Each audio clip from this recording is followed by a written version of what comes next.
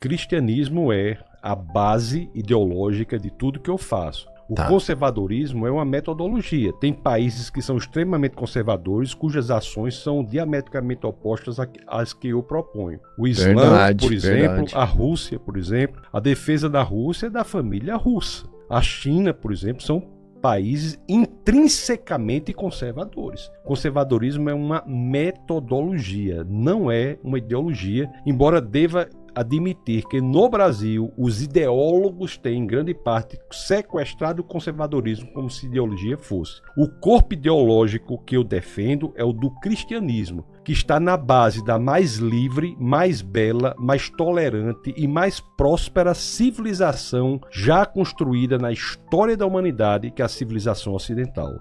São os valores judaico-cristãos, que tem em seu seio, em seu corpo, o indicativo de que busquemos as evidências para as suas veracidades. Então, o corpo de conhecimento do cristianismo propõe que investiguemos se esse corpo é verdadeiro ou falso. Isso é muito interessante também. Onde que a gente deve investigar? Tem vários momentos em que isso é feito no cristianismo. Talvez o momento mais claro é o mandamento que tem na Bíblia, na primeira epístola de Pedro, no capítulo 3, no verso 15. As escrituras dizem: santifique o Senhor em seu coração, esteja sempre preparado para apresentar a todo aquele que vos pedir a razão da esperança que há em vós. Então você veja que há um mandamento nas Escrituras, numa carta que é chamada de carta universal ou carta católica, não tem nada a ver com a Igreja Imperial, tem do grego católicos, que quer dizer universal, uma carta dirigida a todos. Todas as cartas são dirigidas a todos, mas uma carta que é dirigida a uma igreja especificamente, embora tenha princípios que se apliquem a todo mundo, esses princípios devem ser entendidos no contexto do problema da igreja, que deu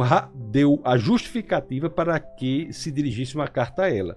Carta aos Romanos é um exemplo disso, carta aos Coríntios, são cartas às igrejas. A primeira epístola de Pedro, o entendimento é muito mais imediato, porque não é dirigida a uma igreja com um problema.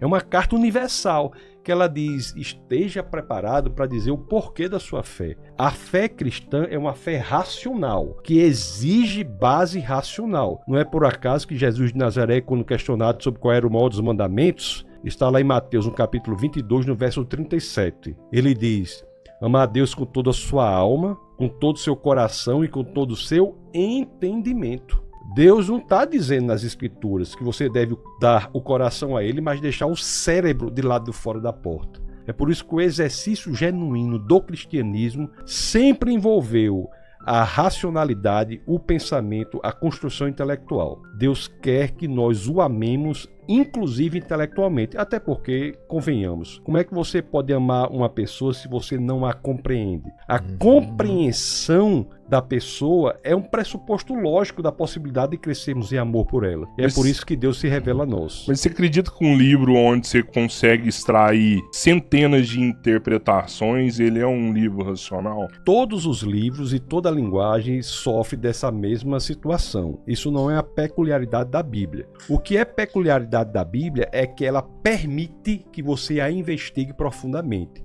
o que não é o caso de outras religiões. Você veja que o cristianismo é a única religião genuinamente ortodoxa. Orto quer dizer reto, doxa quer dizer opinião. O fato de existirem situações que demandem diálogo para interpretar o que o texto quer dizer é uma consequência, um corolário da premissa de que no cristianismo você pode investigar até as últimas consequências. Até o judaísmo não é ortodoxo como o cristianismo é. O judaísmo é muito mais da ortopraxia, da busca da prática correta.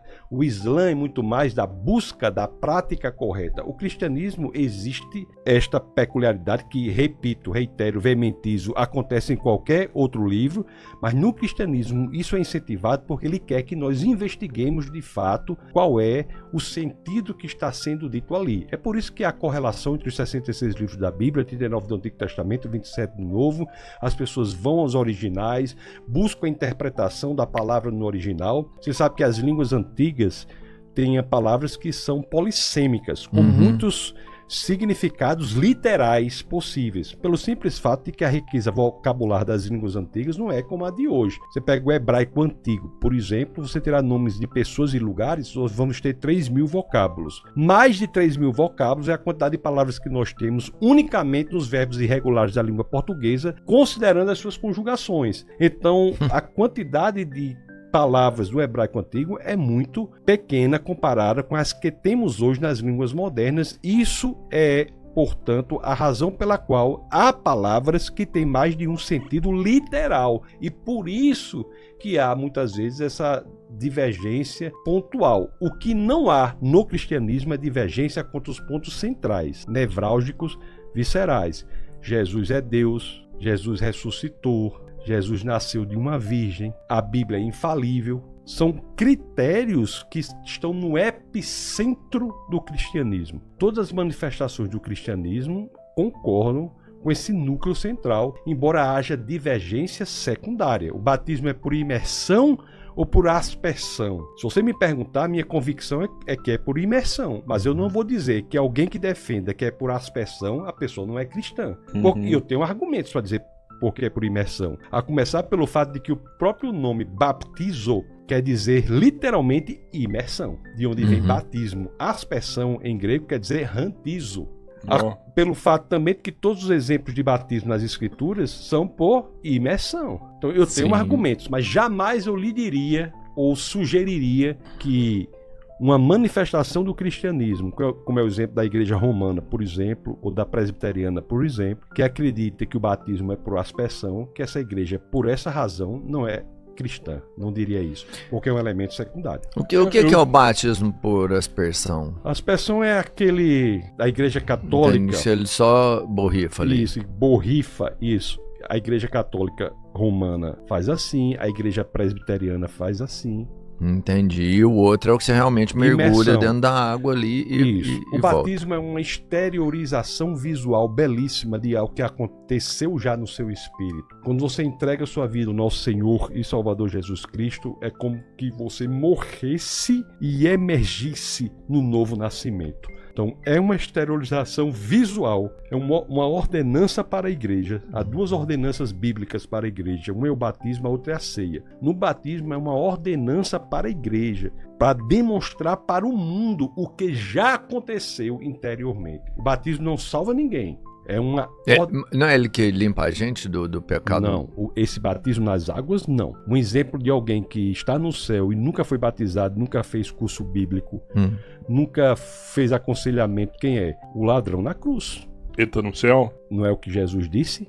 Ainda hoje estarás comigo no paraíso. Por isso que eu tenho a convicção plena de que ele está no céu, porque a Bíblia diz assim. E Jesus não mentiu, né? Ainda hoje, não mentiu. Pois é,